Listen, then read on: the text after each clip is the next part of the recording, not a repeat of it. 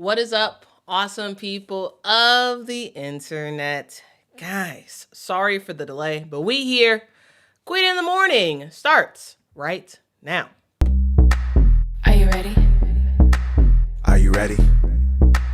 Are you ready? Ready, set, go.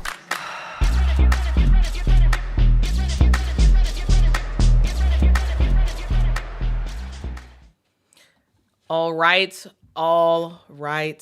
Let's get into it.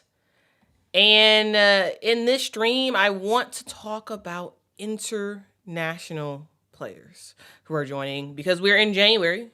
Conference play is underway. We've seen some upsets already. Rotations are tightening a little bit. And yet, we're seeing something that doesn't happen very often in women's college basketball. Mid-season additions. We're not seeing, grad transfers or emergency walk-ons, though not with the teams I'm talking about today. We are seeing international players arriving, some from professional leagues, and stepping into programs to make some stuff happen mid-season. I'm talking specifically today about Mississippi State, South Carolina, and Texas Tech.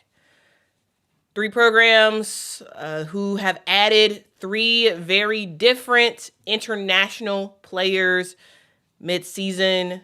But in my opinion, this is sort of a start of a different type of trend.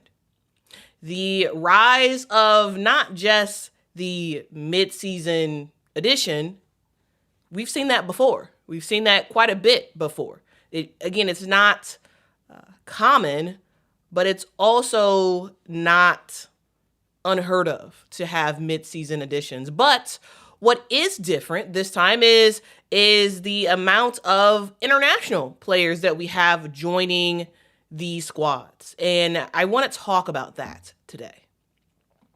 All right, so we're going to talk about that a little bit, and then we're going to finish the stream talking about Oregon versus USC yesterday and what a game that ultimately was. All right, so without further ado, let's get into it, and let's start with Mississippi State. And actually, hold on. Let's start with the super chat. Thank you so much, Peg, for the super chat. Says, love the timing on the new setup. The bullets also. Well, thank you so much. I appreciate you for the super chat. And yeah, I'm trying. And again, my apologies for the delay in today's stream. I was doing good. I was doing very, very good about starting the episodes on time, but today was a little issues getting today's stream started. So sorry about that. Anyway, let's get on with the Mississippi State Bulldogs, who added in French guard Melissa Goulet midseason.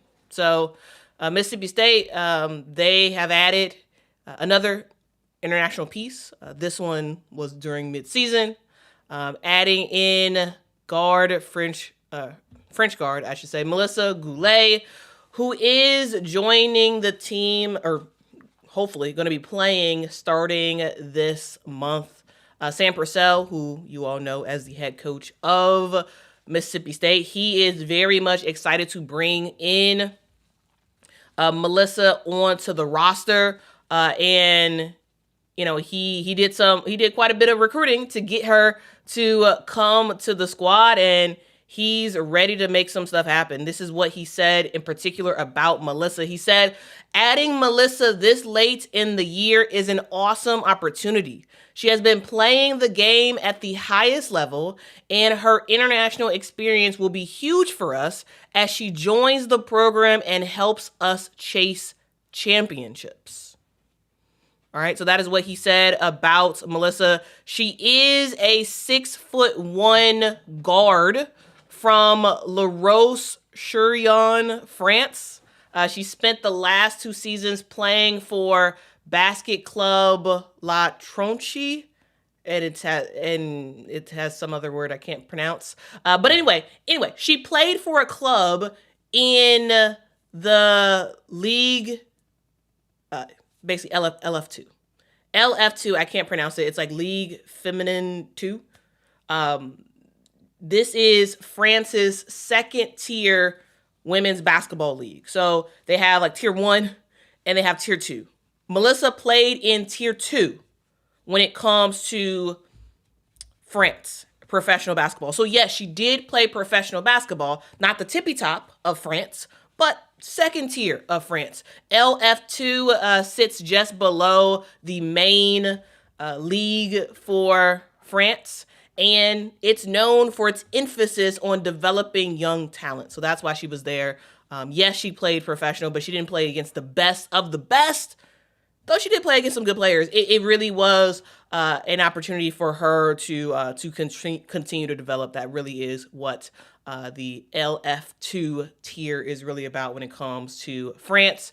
Melissa also in that league appeared in 13 games, averaging 7 points per game with around 17 minutes played per game as well.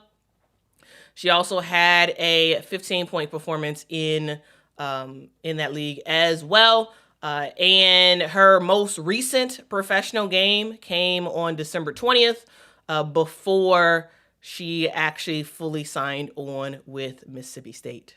A thing to note is that even though Melissa has, had some international experience, though second tier, she is listed as a freshman for Mississippi State and will be able to play 4 years in college. So that's something to note as well. She has not just experience in the French league, but she also has some FIBA international experience as well.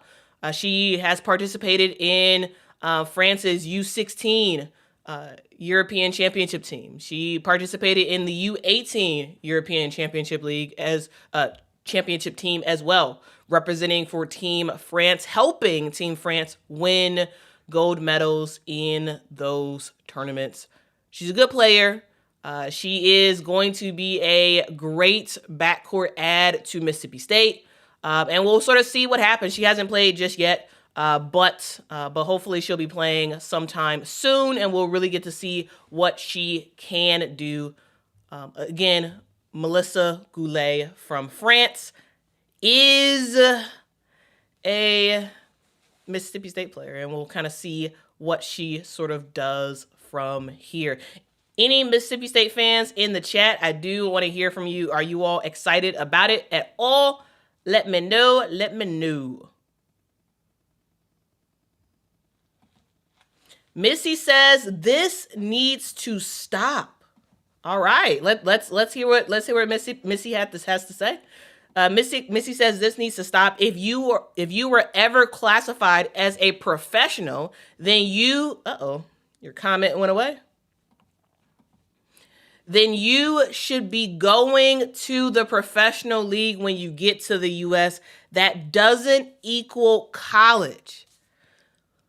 Well, Missy, I guarantee you a lot of people do agree with you. And to be honest with you, if you would have asked me 2 years ago, I would have said the same thing you're saying, Missy. Though this is a new day. And in a lot of ways, I blame lawsuits as a huge reason. The NCAA has gotten sued up the wazoo, and it's gotten to a point where the NCAA is allowing players who are drafted into the NBA to say, you know what, actually, I want to go back to college. And so my thought is, if you're allowing G League players and players who were drafted to the NBA a chance to play college men's basketball, then sure. Yeah, a player in the second tier of France's leagues, sure, she can go and play at Mississippi State. Why not? You're allowing former G League players to play. Why not? Here's the thing. In reality, none of it should really be allowed. If you're a professional player, you shouldn't be playing in the NCAA. However, if you're allowing it for the men, who you're allowing people who have played in NBA Summer League to play in the NCAA. If you're allowing that, then yeah, allow the women to do it too. So, yeah. I think it's, yeah. A couple years ago, I would have said, no, absolutely no way. But you're allowing it on the men's side. Why not allow it on the women's side? And it's not like the people we're talking about today are like the top of the tippy top, like someone who played in the G League is, if that makes sense.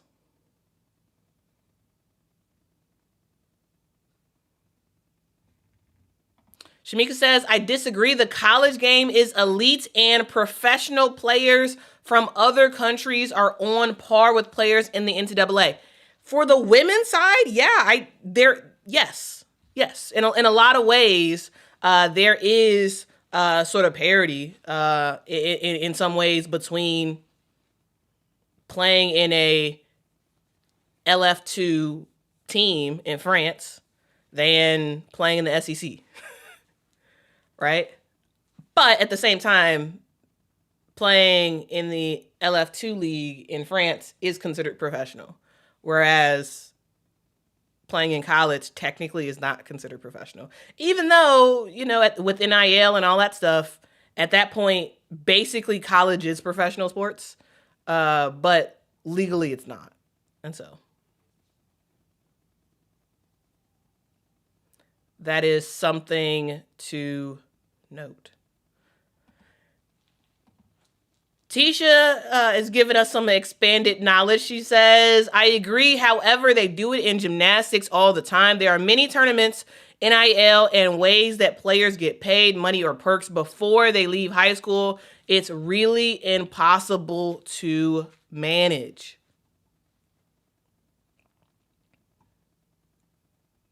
Yeah, it's pretty interesting, that's for sure. That is for sure. And we got Kay who says, I hear this take, but a lot of other countries don't have a sporting system or pipeline like the NCAA. You could argue that the NCAA is the equivalent of France's professional development league. Did I read that already? I don't know. Anyway, yeah. I hear that as well. I hear that as well. Especially like the LF2 sort of division. And also, Kay says, they also do this in track and field. College track is professional track, essentially. Thank you for that knowledge. I'm not very much aware of what's happening in college track. All right, let's continue to move right along. And let's talk about a player that I'm sure at this point you all already know about. And her name is Alicia Tournebize. She is the 6'7", another French player, French forward from, well, of course, from France. She is now in South Carolina. She is on the bench for South Carolina, of course, not dressed, but she's looking to be ready to go pretty soon for South Carolina. Dawn Staley said about adding Alicia, she said, Alicia has an incredible skill set and basketball IQ. She has great touch around the rim, can shoot it out to the three-point line, and is a shot blocker. We're excited that she and her family chose to bring her game to Columbia, and the fams are going to enjoy what she adds to our team on the court and off. Now, I already was talking about the French leagues, and I said that Melissa was playing in the LF2 league, and Alicia was actually playing in the Premier League. She's playing in LF1 basically for France, which is the highest level, the top level of women's basketball in France. That's the league that Alicia was playing in. She didn't play that much at all in that league. However, she was good enough to be there. 7.7 minutes per game. She shot 53% from the field. A thing to note is that she did have a special designation on the roster. She was listed as a training intern contract, which is a weird framing for a professional basketball player to be considered a training intern contract. So, yeah, make of that what you will. But her getting added in to South Carolina's roster is absolutely huge. As of January 4th, she was not fully cleared to start playing for South Carolina, so she was on the bench, but she is not dressed. I have not gotten word that that her paperwork is all set to go and she's all good to go, but the likelihood is that stuff should happen hopefully pretty soon. And she'll be able to suit up for South Carolina and we can see what she really has to offer, because I think, again, 6'7" forward, I think she is going to bring a lot of depth for South Carolina. She's going to make a pretty big impact, and I, for one, am very much excited to see her play. We've talked about her in the past, so I'm not going to talk too much about her other than to say, hey, the SEC got 2 French players that have just joined the squad. Garnett says she makes the bench better, and that's a big help. Yeah, facts. Yeah.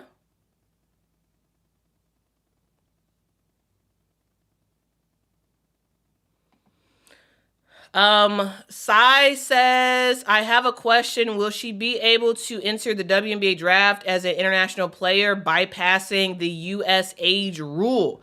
That's a fantastic question, and I think yes. However, I got to look into that. My initial reaction is yes, because it seems there is a different set of rules for international players and American players when it comes to the WNBA. And so I think she could enter the draft. However, let me check, because here's the thing. Dominique Malonga entered the WNBA draft, right? And so, yeah. Hopefully I'll be able to check that out, and let you all know the answer. All right. Because Dom is only 19, right? And so, yeah. Anyway, let's continue on, and let's actually take the opportunity to talk about healthy eating and just paying attention to what you're eating and not having to worry that much about what you're eating with Factor. This is a new year, and new year comes new goals, comes busy schedules, comes you not necessarily wanting to pay attention to, I gotta cook all this food and I gotta really prepare everything. You don't have to do that, because Factor is here for you. They give you quality, functional ingredients, including lean proteins, colorful veggies, and whole food ingredients in their recipes. There is no refined sugar. There is no artificial sweeteners. There is no refined seed oil. They give you meals that help to fit your goals and your schedule. So if you're interested in healthier eating, if you're interested in calorie management, if you're interested in just getting more protein in your system, Factor has you covered. The reason why is because they have 100 rotating weekly meals that you can choose from. I tend to just pick the chicken and pork versions, but they have lots of seafood options as well for people who love seafood. They have just about everything you could want in variety when it comes to meals. Plus, they do have a new Muscle Pro collection that supports strength and recovery. So if you're someone who's lifting weights, you're trying to gain some muscle, you can absolutely do that. The reason why Factor is awesome is because it's very, very convenient.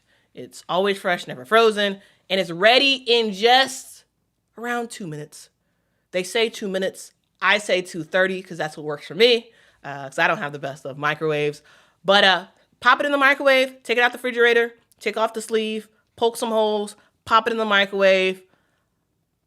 2 to 2.5 minutes later, you have a delicious meal that you don't have to worry about cooking.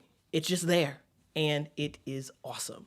So make sure to head on over to factor.com/Quita50off and use code Quita50off to get 50% off your first Factor box plus free breakfast for 1 year. That is code Quita50off. This offer is valid for new Factor customers with code and qualifying auto-renewing subscription purchase. You can make healthier eating easier with Factor. I like it. I think you will as well. And you want to know who else likes what's going on? Texas Tech. Texas Tech is making history when it comes to women's basketball. Because Stephanie she about to make a big impact. Y'all see what I did there? Anyway, the Lady Raiders, who are moving on up in the standings when it comes to the AP poll, well, they've added a 7'1" center midseason. She's already in Texas.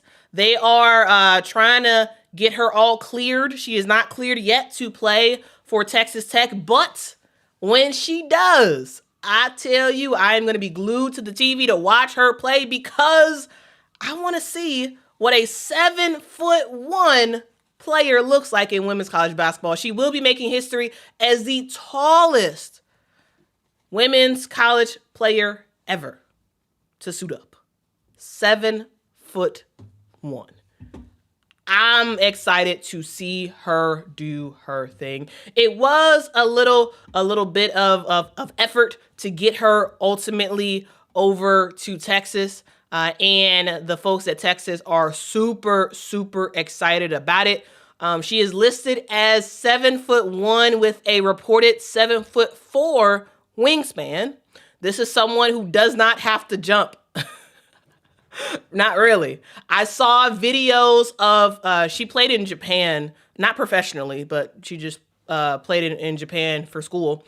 And some of the videos I saw of her just sort of like standing there and easily getting the tip, easily making shot after shot after shot after shot. Like, of course, she's going to have to do a little bit more when it comes to college basketball in America because, they're going to force her to jump and, players aren't that short, and they're going to be able to really compete against her. But again, 7'1", 7'4" wingspan. She doesn't have to jump that high. Once she appears in a game, again, she will be the tallest player in the history of women's college basketball. If you're curious about the previous record for the tallest player, it was Nicole Dominguez.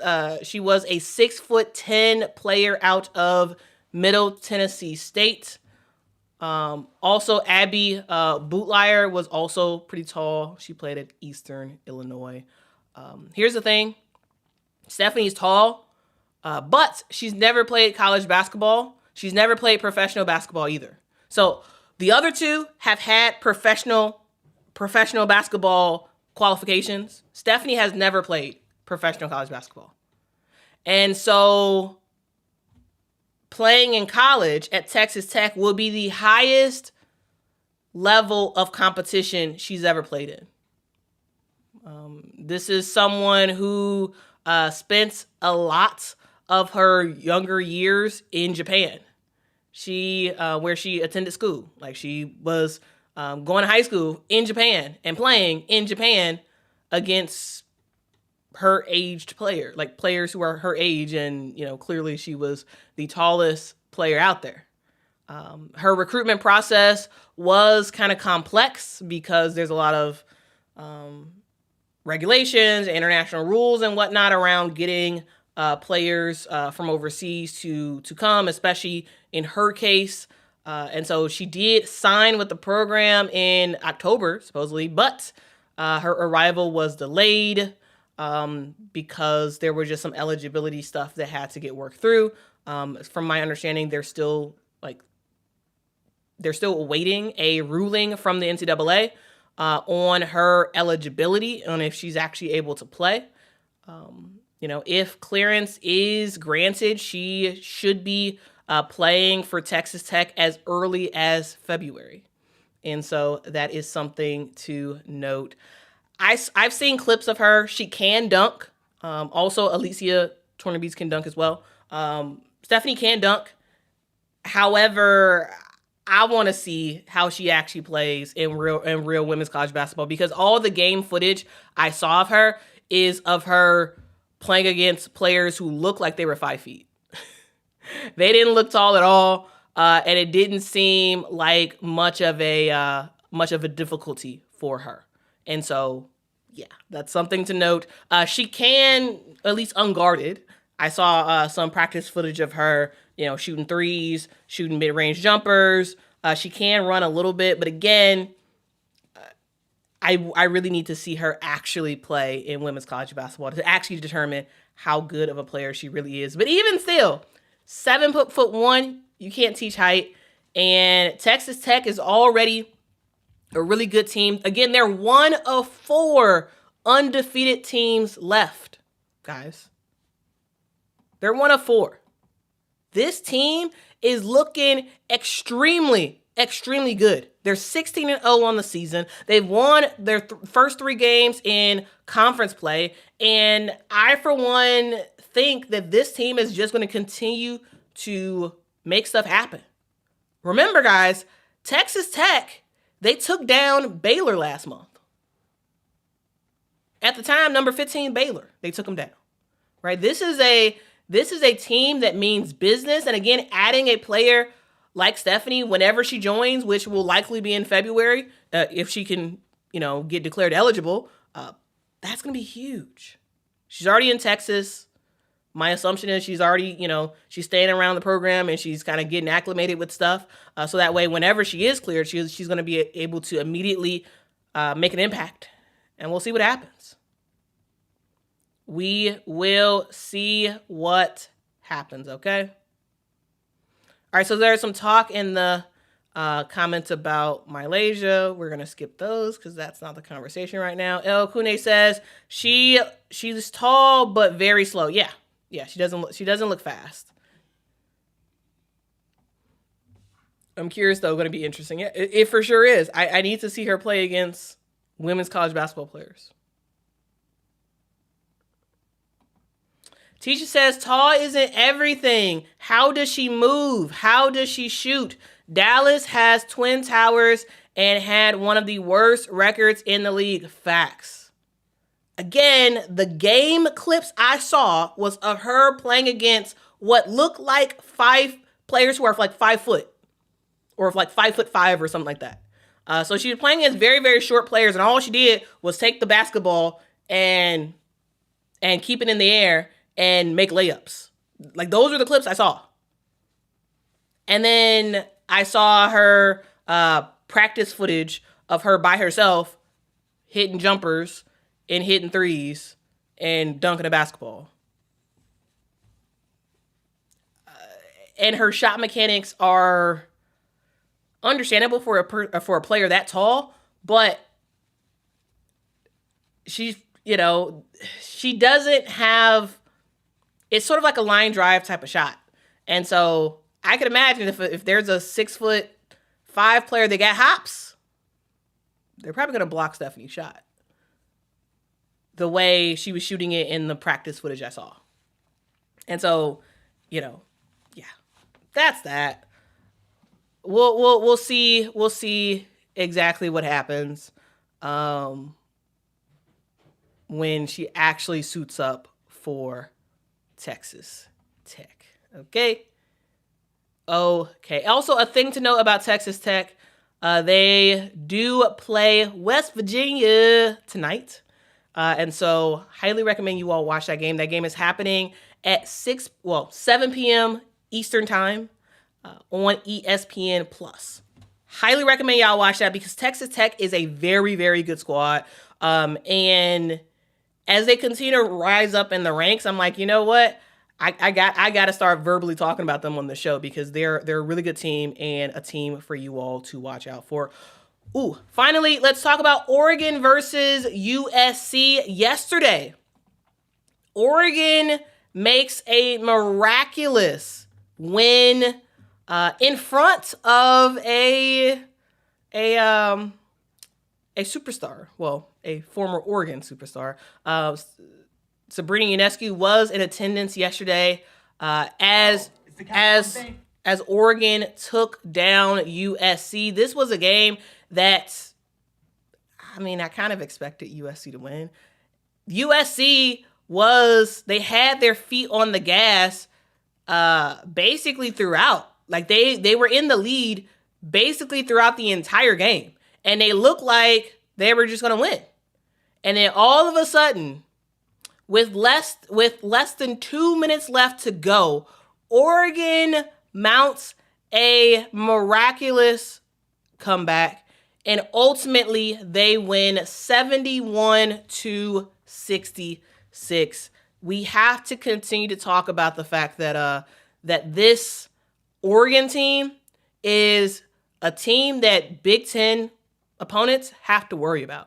The reason why is because Ari Long, that girl can knock down threes to save her life. She hits 3 fantastic threes to close out this game, including 1-3 to tie the game 66-66, including another 3 to get them a 3-point lead, and also, they ended up getting fouled and they made some free throws, and that was the game. But Ari Long, shout out to you.